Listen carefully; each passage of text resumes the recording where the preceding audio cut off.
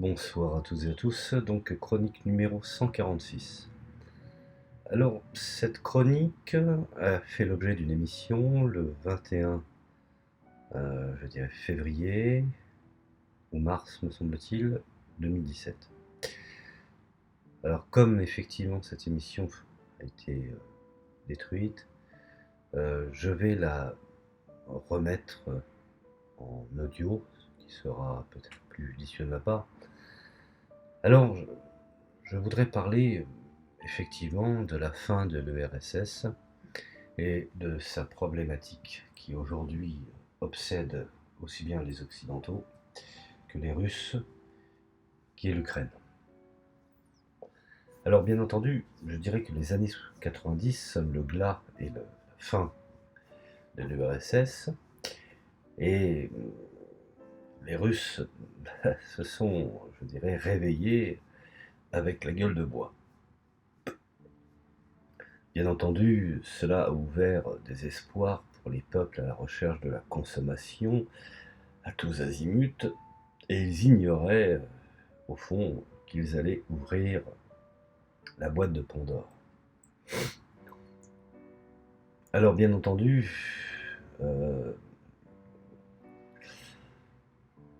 n'oublions pas 2017, puisque ce travail que j'avais effectué en 2017 était l'époque qui ornait la commémoration de la Révolution de 17 sur sur un fond triomphe de la théologie du libéralisme démocratique mondialisé versus Pax Americana, versus paix américaine, aussi à droite, le thatcherisme qui n'a jamais été, je dirais, si significatif. On prend qu'à l'espace la politique de Macron, qui est une politique très thatchérienne, jusqu'à je dirais, son durcissement sécuritaire et policier, comme à l'époque la grève des mineurs qui a duré 1 an en Angleterre, dont les forces de police se sont énormément illustrées. Là, en cas d'espèce, c'était l'illustration des forces de police à l'égard des Gilets jaunes.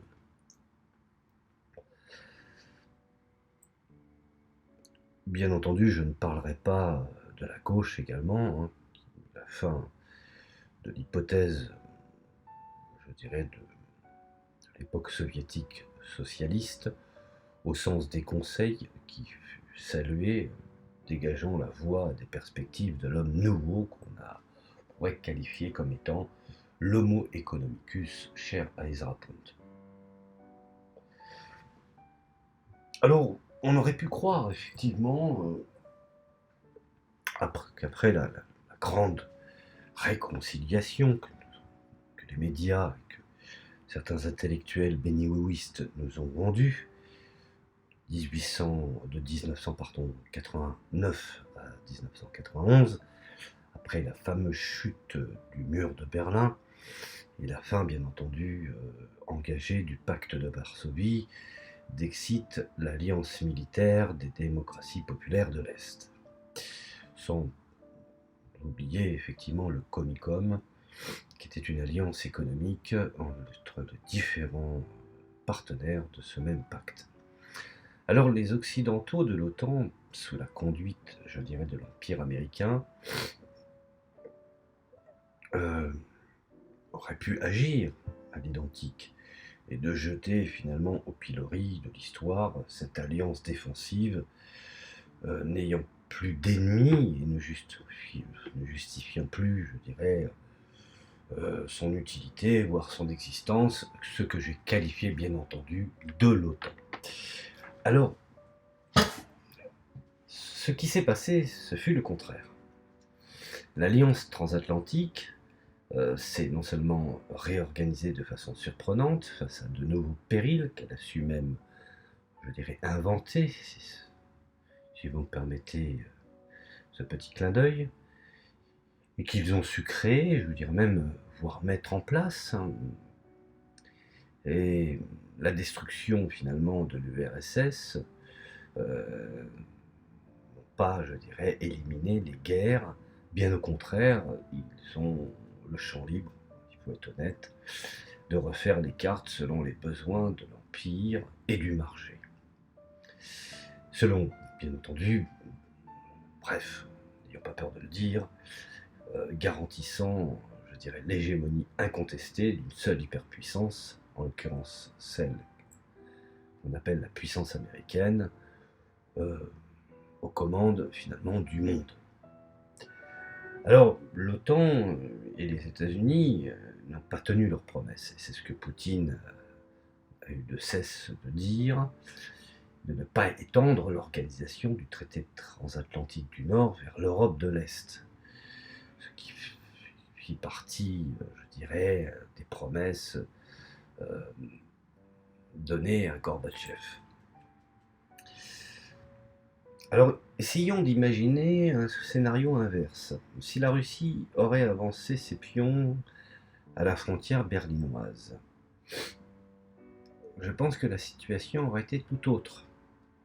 Tout comme si demain le Mexique décidait de devenir socialiste et ruinerait toutes les alliances avec les États-Unis et décidait de faire venir, je dirais, des Russes à la frontière américaine. Quelle serait la réaction des États-Unis? Bien entendu, scénario qui n'a pas existé, revenons à cette évidence dont l'Ukraine, encore une fois, comme je l'ai cité en préambule, fait partie de la stratégie étouffante de l'Anaconda. Au total, soyons factuels, 31 000 soldats de 24 pays y participent, dont 19 pays de l'OTAN, et des pays associés à l'Alliance dans le cadre du partenariat pour une paix américaine, que je viens de mentionner, Pax Americana. Alors, telle l'Ukraine, je dirais, avec 3000 véhicules, 105 avions et 12 navires. Alors, reprenons par exemple l'analyse de Stefan Landman dans son ouvrage, je dirais, incontournable, l'Ukraine, le coup d'État fasciste orchestré par les États-Unis, aux éditions Delgar. Le cas de l'Ukraine, je dirais, ou le cas de l'Ukrainien est significatif. Un peu d'histoire. Le 22 février 2014, place Maïdan, souvenez-vous, à Kiev, après des mois d'intrigues et de déstabilisation politique, financée et orchestrée bien entendu par les États-Unis, qui finalement ne se sont pas cachés, puisque même, je dirais, l'ambassadrice américaine a été mise à contribution sur les barricades.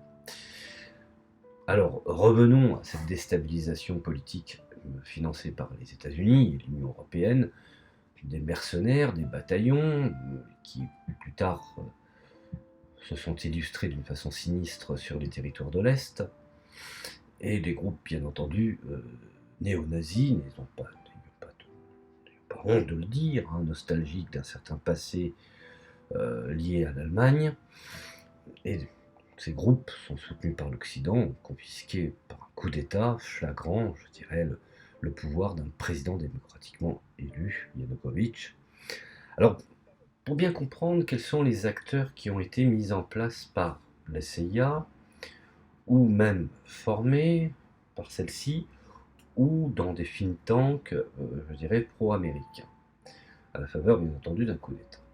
Prenons par exemple le président Petro Poroshenko. Après la chute de l'URSS, il rachète plusieurs entreprises de confiserie, et par ses appuis à l'extérieur, ils lui permettront bien entendu d'avoir le monopole du marché du chocolat, puisque, vulgairement, dans les pays de l'Est, et plus particulièrement en Russie, on l'appelle Monsieur Chocolat. Alors il sera bien entendu aidé par la Banque mondiale, il deviendra un des principaux bailleurs de fonds de la révolution orange en 2004, fortune, je crois, estimée selon Forbes à $1 milliard. Voilà. Je pense que tout est dit concernant le personnage. Prenons également le Premier ministre ukrainien, Arseniy Yatsenyuk. J'ai du mal à prononcer un petit peu son nom. Yatsenyuk, membre de la commission trilatérale, tiens, élève chevronné d'Henry Kissinger, Sacrée médaille, hein. Je pense que j'en ai terminé pour ce sinistre personnage. Nous avons également le président du Parlement ukrainien, Oleksandr Turchinov,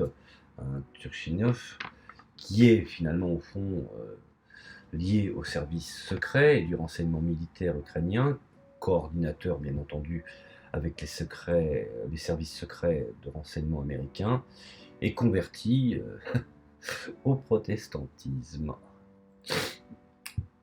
Allez, on va parler d'un autre personnage sulfureux. Alors lui, c'est la contradiction à l'état pur, puisqu'il est juif et est à la source, je dirais, il est le bailleur de fonds du bataillon Azov, bataillon qui a repris les oripeaux de la division d'Asreich, qui cette même division s'était illustrée dans les massacres de juifs à Majdanek et avait encadré le ghetto de Varsovie. Ah, voyons, n'ayons pas peur, je dirais, de la contradiction. Alors, ce personnage, c'est Igor Kolomoïski, qui est un oligarque incontournable, hein, deuxième fortune d'Ukraine, avec, je crois, 2,4 milliards de dollars. Et Kolomoïski est de double nationalité, israélo-ukrainienne. Alors moi je me pose la question, puisqu'il finance des néo-nazis, faisant l'éloge de la division d'Asreich, paradant, mettant même en avant les anciens vétérans de cette même division. Que fait Israël pour le condamner? Ah, direz-vous, l'argent aujourd'hui fait des miracles. Alors bien entendu, il est d'un des financiers incontournables, comme je viens de le préciser, du bataillon Azov, hein, qui reprend les oripeaux de la division d'Asreich, et nostalgique bien entendu, pas lui, mais cette division-là, de Stéphane Bandera et de la division d'Asreich, dont Stéphane Bandera, bien entendu, finira comme chef des services secrets de la... Allez, je vous le tape dans le mille. Il sera missionné par les services secrets de l'Allemagne fédérale et sera bien entendu abattu par le KGB pour des raisons qui, à mon sens, sont évidentes. Alors nous en avons un autre tout en couleur, Viktor Pinchuk, un autre oligarque dont je dirais la fortune est estimée à 4 milliards de dollars. Allez, on y va. Hein, je dirais... il s'est emparé des secteurs clés, hein, de l'économie ukrainienne, et il utilise sa fortune pour promouvoir les échanges avec les États-Unis. Bon, bien entendu, tout cela est légal, hein. Et Poutine est le méchant, je dirais, le méchant de l'histoire. Mais tout ça, c'est factuel, hein. Je vous invite à aller chercher directement sur des organes, même ukrainiens, hein, je dirais, officiels. Nous avons une autre aussi, très intéressante, hein, Julia Timoshenko, hein, ancienne icône de la Révolution orange, rappelez-vous, liée aux organisations de George Soros, tiens, une fortune construite sur le détournement et le vol de l'argent généré par je dirais, la rente du gaz russe, hein. Connue pour avoir déclaré sa volonté d'éradiquer la partie est de l'Ukraine, qui aujourd'hui... heureusement pour eux qu'ils ont su s'organiser, puisque n'ayant pas confiance dans le pouvoir, ayant connu déjà les affres, je dirais, de la pestifération, en l'occurrence aujourd'hui la République populaire du Donbass et la République populaire de Lugansk. Alors, son parti est lié à Svoboda, hein, les choses sont claires et sont, je dirais, définies. Vous voyez que vous n'avez pas affaire à des gens qui, finalement, sont tout à fait neutres dans l'histoire. Nous avons quand même affaire à des gens qui ont une volonté de choix tout à fait partisan. Alors bien alors, je dirais qu'au départ, il faut être clair. Il y a eu une part de naïveté des dirigeants de l'URSS. Alors que je parle de naïveté dans les dirigeants, je ne parle pas de Eltsine et de Gorbatchev, hein, qui aujourd'hui, on le sait pertinemment, furent des anticommunistes primaires, et des adorateurs du veau d'or. Maintenant, certains dirigeants qui ont fait fi finalement de la trahison de Helsinki, voulant faire éclater l'URSS en redonnant la souveraineté à l'Ukraine et finalement à certaines républiques issues du bloc soviétique. Alors, il faut bien comprendre une chose, qu'à cette époque, le pouvoir fut, je dirais, double entre Helsinki et Gorbatchev. Eux-mêmes, je dirais, ont décidé l'indépendance des États, donc par voie de conséquence, dislocage de l'Union soviétique à partir de ce point zéro. Ils se sont demandé comment passer à l'économie de marché. Je dirais même qu'ils ont fait appel à des experts occidentaux. Dans le cas d'Helsinki, par exemple, il s'est mis en contact avec Clinton, qui lui-même lui a fourni des experts de l'école de Chicago, qu'on appellera plus tard, effectivement, comme au Chili, les fameux Chicago Boys. Bon, disciples de Milton Friedman et du monétarisme, et j'en passe et des vertes et des pas mûres. Alors, bien entendu, ces mêmes experts ont coopté des gens pour diriger les ministères dans les pays où, malgré tout, le niveau d'éducation, de pluralisme intellectuel, fut stagnant, il faut quand même le reconnaître. Une bonne proportion est due à la naïveté, je dirais, et j'insiste encore une fois, je sais que cela, après, à la lecture de l'actualité, semble irréel. Mais il y a une part de naïveté sincère, et on le voit par l'étude et la recherche.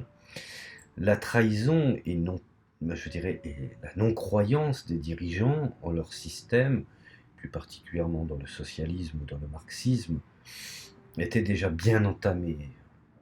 Donc il faut savoir qu'il y avait de l'éducation sur beaucoup de sujets, également une base morale, écologique et éthique. Mais parce que oui, mais il y a un mais, il faut encore une fois que j'insiste là-dessus, leur pensée politique était monopolisée par une certaine forme de marxisme sclérosé et voulant se débarrasser de tout cela, croyant et voulant croire, je dirais, que tout était beau à l'Ouest. Et effectivement, pour ceux qui ont pu, à cette époque-là, aller de l'autre côté du mur de Berlin, il y avait une espèce de rêve idéaliste, imaginaire de l'Occident. Alors ils ont cru que l'Ouest fut bienveillant, ce qui est une erreur fondamentale, bienveillant bien entendu à leur égard, et ils voyaient l'exemple de l'Union, je dirais, de l'Union européenne, qui avait réussi, qui vantait ses mérites, tout en cachant ses défaites, dans son secteur social.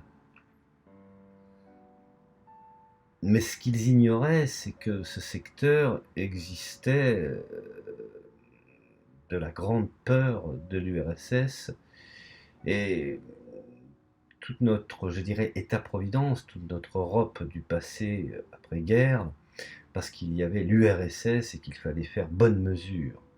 Le jour où l'URSS n'était plus, alors allons-y gaiement, n'ayons plus peur, mettons-nous en plein les poches, n'ayons pas peur de le dire, et pourquoi, je dirais, se faire chier, excusez-moi l'expression, excusez-moi cette vulgarité qui arrive à point nommé,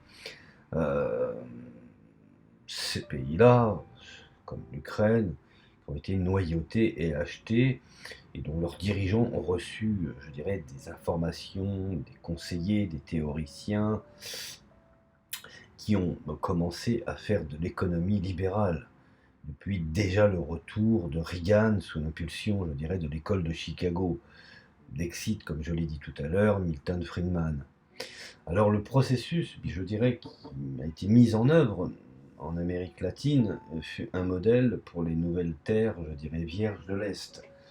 Je vous invite à lire la grande braderie à l'Est, livre fort intéressant sur, effectivement, la façon qu'ils ont eu d'appliquer le traitement du choc en économie.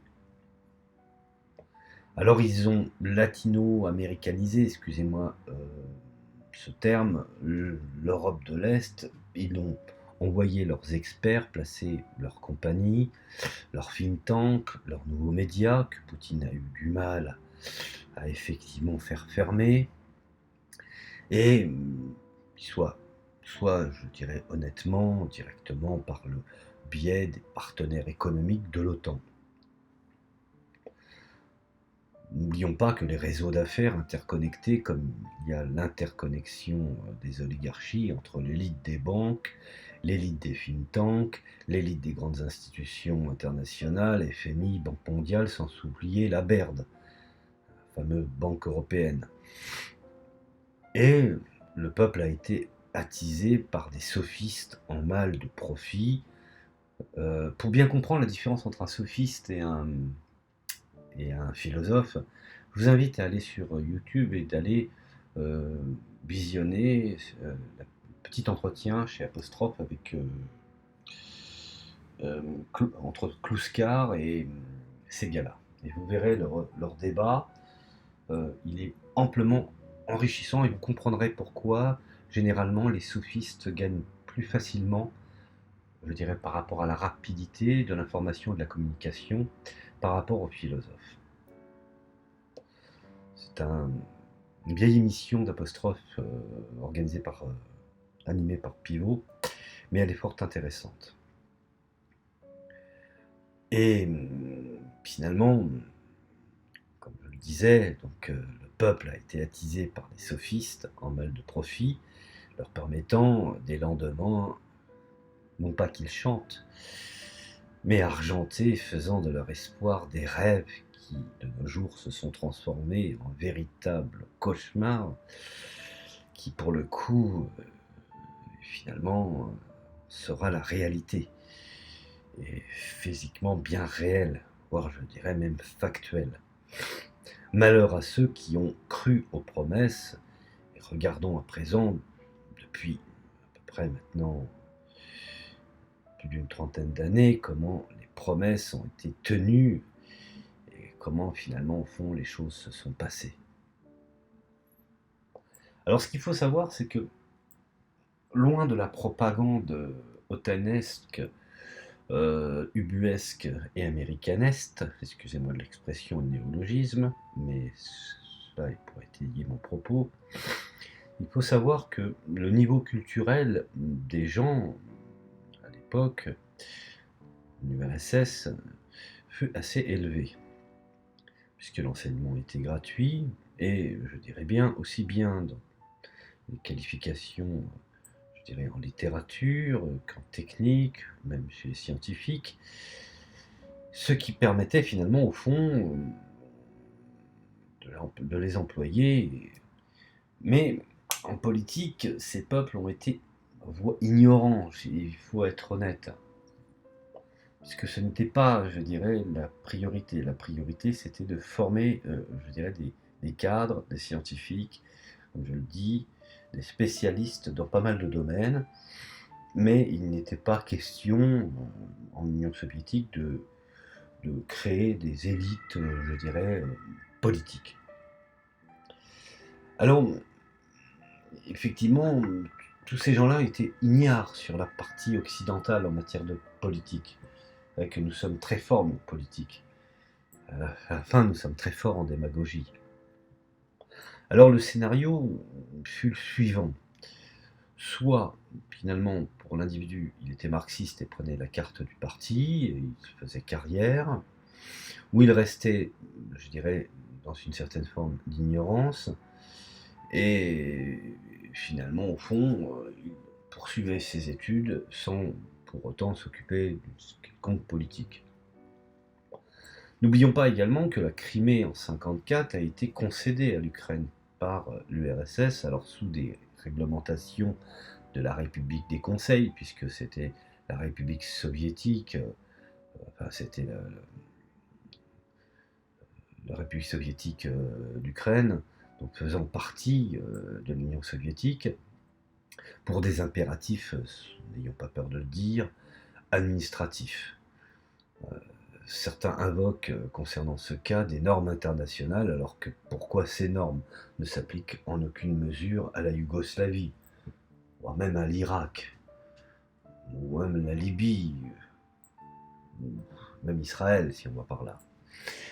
Alors, il n'en reste pas moins que, je dirais, l'Occident nous veut encore et encore du droit international qu'elle bafoue dans certaines régions et qu'elle réclame effectivement dans d'autres régions, quand bien entendu leurs intérêts sont bafoués. De toute manière, en France, les propagandistes, je dirais, ne font pas passer, je dirais, les Américains pour des petits saints. Je dirais, il faut être honnête. Ce que le bon peuple ignore, c'est que ces oligarques ont pris les actifs du secteur public, ce que j'appelle des entreprises, et des entreprises locales. Bref, ils ont détruit tout le tissu du commun qui avait été mis en place dans ces démocraties populaires, n'ayons pas peur de le dire. Bref, ils ont spolié, je dirais, le secteur public, ils ont vendu les matières premières à l'extérieur en pillant les entreprises, ils ont fait fructifier leur butin financier avec la complicité, voire l'aide des étrangers à l'étranger, même pratique à l'ère d'Eltsine. À un moment donné, il était question effectivement de faire de la Russie une terre de matières premières pour les États-Unis.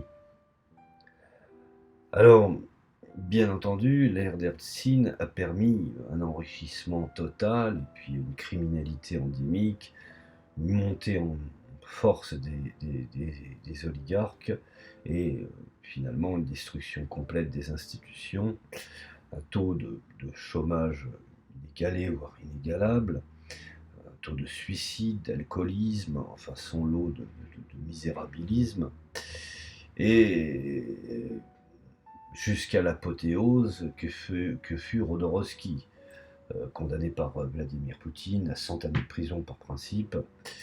Je ne parle pas de Praviket Brasta, je ne parle pas d'autres encore, mais pour dire qu'à un moment donné, les matières premières n'appartenaient plus au peuple, mais étaient dans des mains d'oligarques et qui se permettaient de pouvoir vendre selon leur bon vouloir ce qui appartenait au commun. Alors bien entendu, ils sont très riches, ils occupent le pouvoir avec l'appui des Américains et des banques américaines, sans compter tous ces ONG, ces organisations non gouvernementales qui se sont illustrées jusqu'aux portes, voire même aux portes du pouvoir.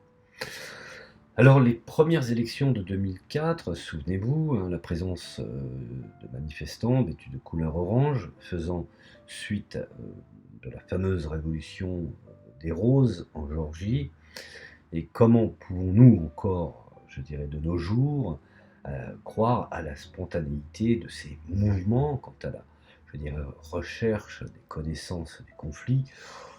On mesure les enjeux planétaires pour l'Empire américain. Je veux dire, bon, à qui profite le crime? Alors de 2005 à 2010, sous la présidence de Viktor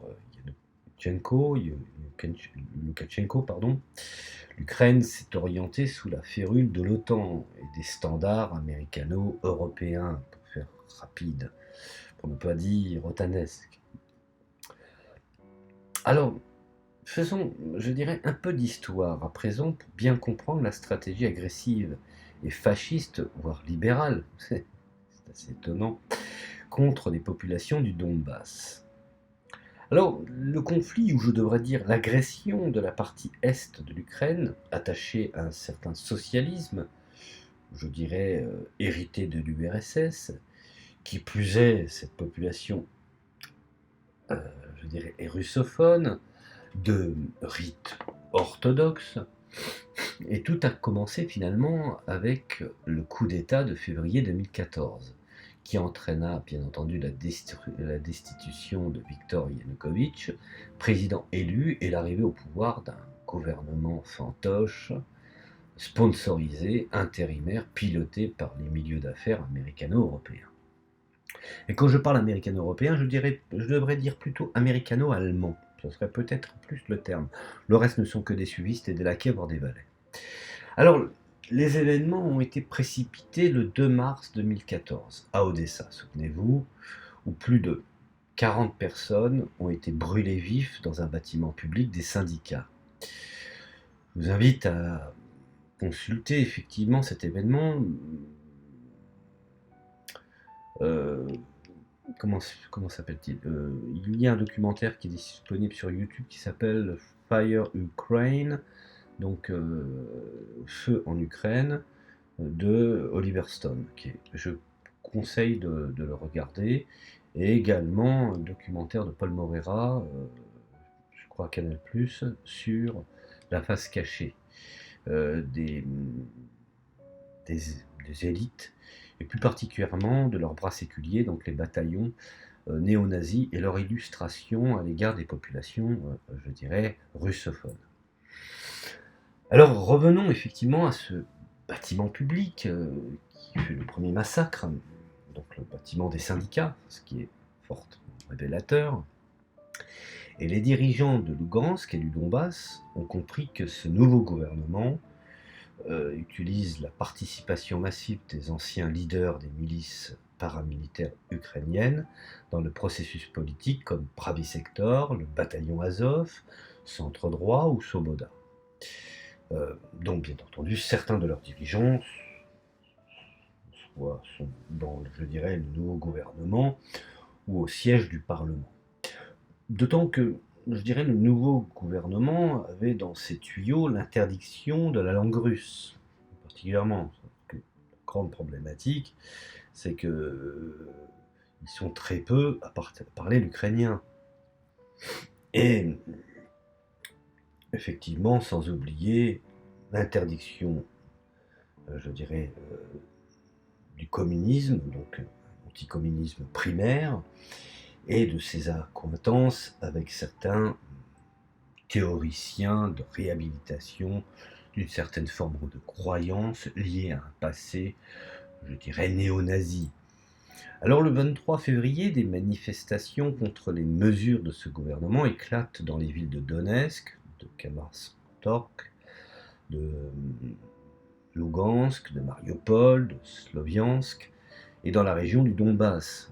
Odessa également, et sans oublier Kharkiv, toujours à l'est.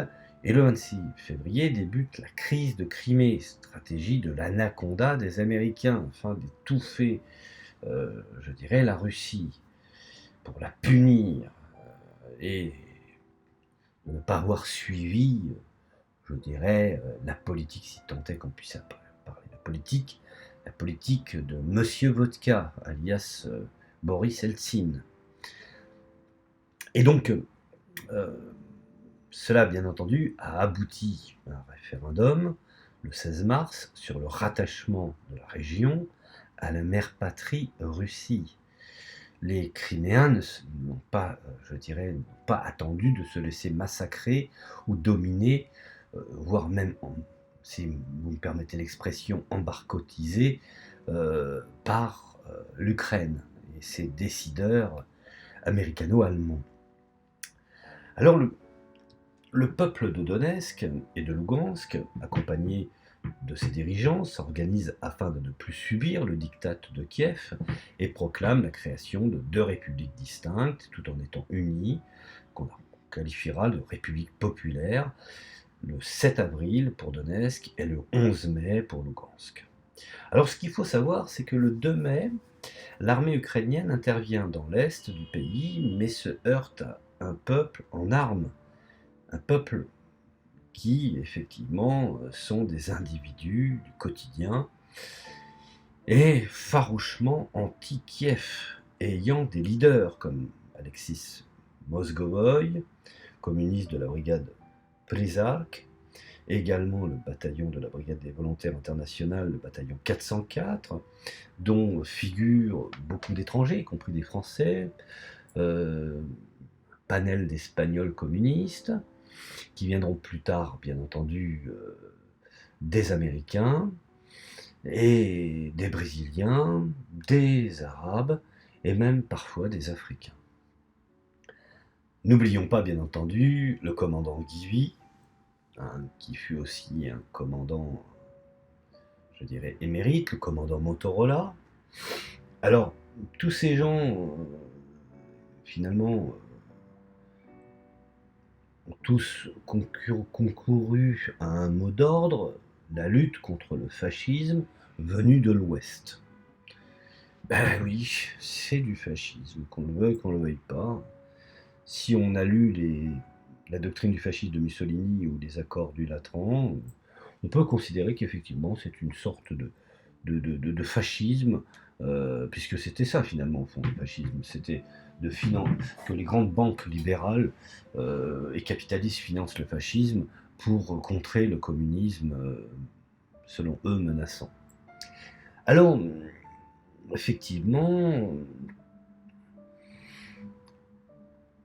je dirais que la résistance dans le Donbass est une résistance populaire, politiquement, je dirais, hétérogène.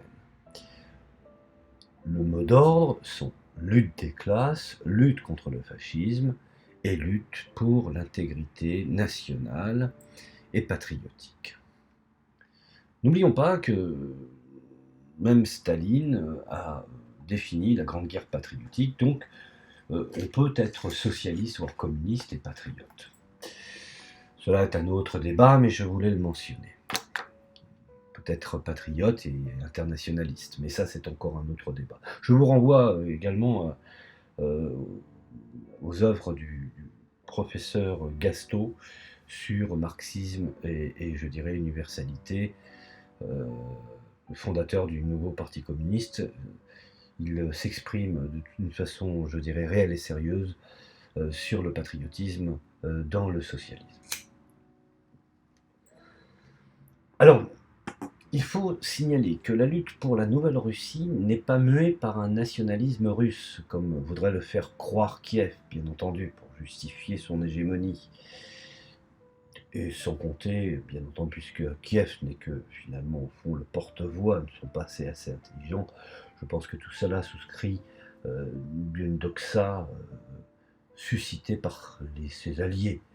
Mais bel et bien, je dirais, un combat contre le fascisme, contre l'oligarchie, et aussi une lutte nationale contre les fascistes déclarés de Kiev, avec leurs différentes organisations, différents bataillons, et leurs complices, bien entendu, de l'Ouest, USA, RFA, et le reste des caniches. Alors, ces derniers ont pillé l'Ukraine post-soviétique. En outre, c'est aussi un combat national, parce que le peuple défend sa culture, sa langue, sa conception sociale de l'organisation et ses habitants. Et cette réponse est sans appel. Que les choses soient claires là-dessus.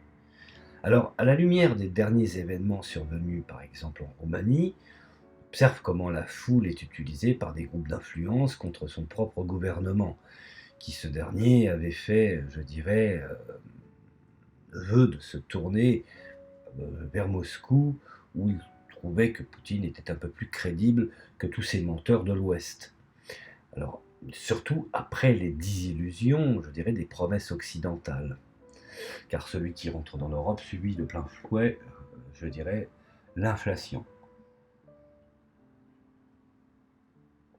Alors n'oublions pas que le modèle d'ethnicisation volontaire dans le conflit de certaines régions du monde est capital pour la suite à donner ou à surestimer le facteur religieux, faisant oublier les enjeux et le contexte, je dirais le contexte économique, et jouer sur les particularismes.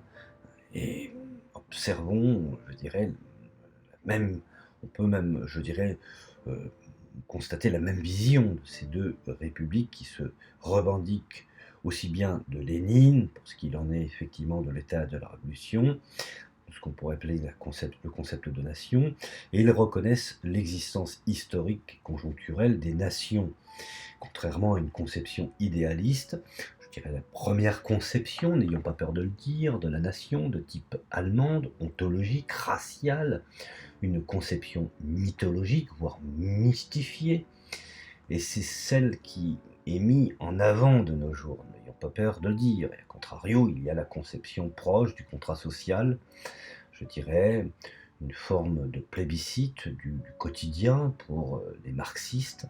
Elle est en fait, je dirais, historique et transitaire, voire même mouvant sur la durée, n'ayons pas peur de le dire.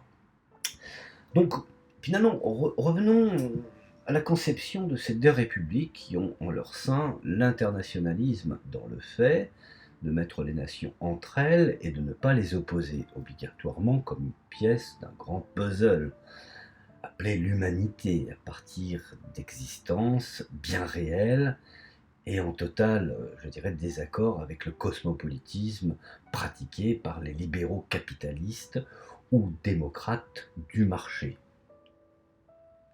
Alors il faut que le caractère national s'oriente vers une édification internationale et dans un contexte de, je dirais, multipolaire et finalement dans un esprit d'affrontement avec le capitalisme et sa position la plus aboutie, qui est l'impérialisme, et surtout dans son mode de production capitaliste. Je dirais, on en revient encore une fois à la mise en commun des moyens de production contre ceux qui ont décidé d'en être les propriétaires. Et n'oublions pas que les plans du FMI ou de la Banque mondiale sont l'instrument par lequel les puissances capitalistes détruisent l'économie des pays. Il s'agit, je dirais même également, de rendre à César ce qui lui appartient, ou de rendre à César ce qui appartient à César. Les grandes puissances sont plus interventionnistes que libéraux, n'ayons pas peur de le dire, puisque l'État et l'oligarchie bourgeoise font cause commune. L'ouverture des marchés vers l'Est est un acte de sabotage et de destruction des économies. Après des décennies d'existence, elles sont la preuve. Nous pouvons le constater. La volonté de détruire ou non, je dirais, du marché, l'idée de la République et du socialisme dans sa réalité sociale, donc diabolisation d'un camp pour mieux asseoir je dirais, l'impérialisme, afin de discréditer celui qui pourrait, je dirais, partiellement, je dirais, donner une alternative. Une utilisation de mafia, voire de pègres, les plus, je dirais, en dehors d'un ordre social, voire même, soyons logiques, qu'on pourrait considérer comme hors la loi. Le soutien de l'Empire, donnons un exemple, je vais un peu dériver, mais je vais vite revenir au sujet. Le soutien de l'Empire aux islamistes en Libye, par exemple, aux néo-nazis qui ont brûlé vivants des gens dans la chambre syndicale, ne recule devant rien. Utiliser finalement ceux qui sont présents sur le terrain en fonction des variations et des différences dans le monde. Alors il faut savoir que cela participe à une politique globale voulue par Washington. N'oublions pas que Marx, avant, je dirais, bien ou comment la bourgeoisie en France, la bourgeoisie se servait de du lumpenprolétariat, n'oublions pas, pour prendre les travailleurs en tenaille. Nous voyons de plus en plus également un relativisme passif à l'égard je dirais, du passé, de l'époque, je dirais, du Reich. Alors, toujours est-il, nous voyons en guise de conclusion que les peuples, finalement, ont eu, je dirais, un ras-le-bol de je dirais, ratonnades, et qui lèvent la tête et qui refusent l'ordre américain, et des voix se font de plus en plus entendre face à cette Pax Americana, qui n'est que finalement une stabilité pour l'intéressé. Et qu'on le veuille ou non, je dirais, de nous imposer, et l'argument qui tente à dire, connu chez certains gauchistes, de dire que les USA ou la Russie sont la même chose, est une erreur. La Russie a bien sûr, honnête, aujourd'hui ses intérêts, mais n'est pas un pays, même si je le reconnais, qu'il essaye de conserver par le biais d'une certaine intelligence politique de Poutine, de garder des choses qui ont fonctionné en URSS ne se revendiquent pas, bien entendu, comme un pays socialiste. Mais c'est un pays qui est entouré de bases américaines. Et nous constatons que la CIA est présente à Kiev, à Varsovie et dans pas mal de capitales de l'Est. Et certainement pas le FSB, donc l'héritier du KGB, Nouvelle Force, je dirais, des services secrets russes. Et encore moins en Amérique latine ou ailleurs. Et si nous comprenons finalement, effectivement, comparons la politique étrangère à la Russie face à la politique étrangère des USA, cette première pratique plutôt une politique d'apaisement et de sécurité. Alors effectivement, ils ont soutenu Bachar al-Assad, mais c'est tout à fait normal. Euh, la Syrie n'a absolument jamais, au grand jamais, depuis son élaboration, changé de partenaire. Et donc la Russie avait cette volonté, et je salue cette volonté, de soutenir son partenaire, et surtout quand on sait qu'en face, ce sont je dirais, des criminels qui ont œuvré contre l'humanité. Maintenant, il faudrait bien comprendre que quand on nous a vendu les soviétiques à Strasbourg, hein, je me souviens encore, j'étais jeune à ce moment-là, pendant une trentaine d'années, et c'est finalement des Américains que nous avions dans le dos. Alors, puisque nous ne souffrions pas du rouble, mais bel et bien du dollar, puisque même dans ma jeunesse, on parlait toujours du cours du dollar, combien valait le franc vis-à-vis du dollar, donc je dirais c'est un événement qui n'est même pas à discuter. Alors, je voudrais dire quand même que, effectivement, aujourd'hui, on peut se poser la question de ce que certains ont pu nous vendre pour garantir leur pouvoir, mais l'histoire est ainsi faite que la réalité a voulu que la Russie se resoviétise par le biais de Vladimir Poutine, tout en y adaptant certains principes du gaullisme, certains principes du patriotisme, une réintroduction aussi positive de l'histoire. Et finalement, au fond, tout comme ce que je pourrais dire, l'histoire de Huawei et de Trump aux États-Unis, j'ai l'impression que les Américains n'ont pas besoin d'avoir d'ennemis, ils sont leurs propres ennemis. Puisque, on le voit aujourd'hui, ils se font du mal eux-mêmes.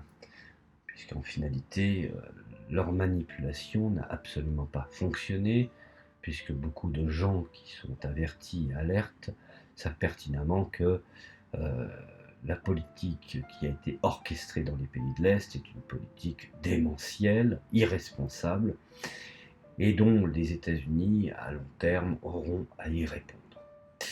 Voilà, je sais que mon analyse est un peu acerbe, mais de temps en temps, cela fait pas mal. Je vous remercie de m'avoir écouté, je vous dis à la prochaine audio.